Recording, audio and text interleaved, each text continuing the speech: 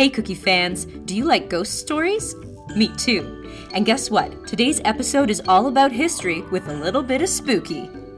So we're here at Colborne Lodge and I know this rumor. It's a bit of a rumor, it's a bit of a myth, and I want to get down to the bottom of it with Philip from Colborne Lodge. And it's a bit of a rumor that one of the inhabitants of Colborne Lodge still resides here in the afterlife. Can you talk about that?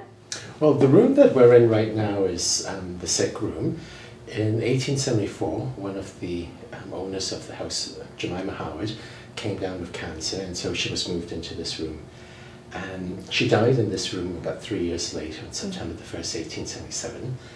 And the rumor is, in the late 1960s, a police officer, when he was doing his rounds of Hyde Park, noticed that there was someone standing by one of the windows in this room.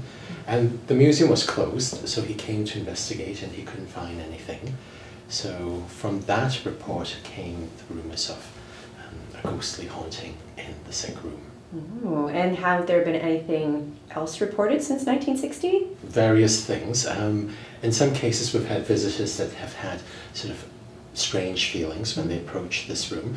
And we've had young visitors, the youngest being a toddler of about 18 months, who pointed into this room and said, "Guy, Guy." And there was nobody here? No, no one in here. Oh my goodness. Okay, so where exactly does she usually appear? There was the 1960 report was by a window? Yes, the late 60s report is by that window there, and that's the west-facing window. Now, that particular window looks out onto the lawn, and beyond the lawn is the grave where the Howards are buried.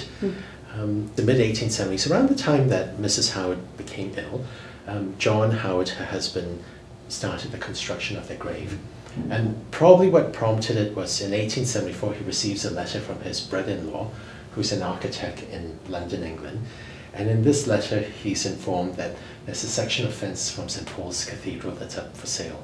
The very next day he sends a transatlantic telegram at the cost of $25, which was an extremely large amount of money. At the time, yeah. With the instruction to purchase the fence. And the fence had its own adventure coming over. The ship ran aground in the Gulf of St. Lawrence.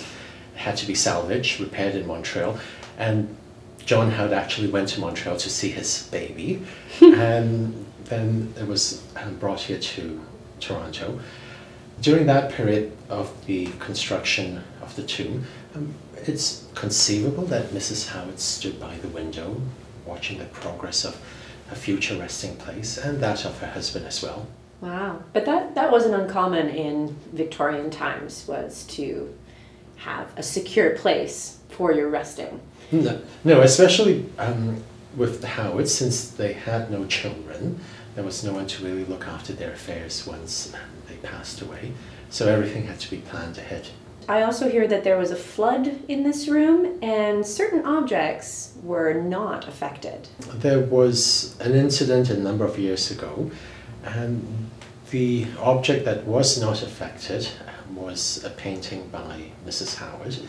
The walls were damaged due to the sprinkler system, and the painting miraculously remained unscathed by water. The water just went around it, it seemed.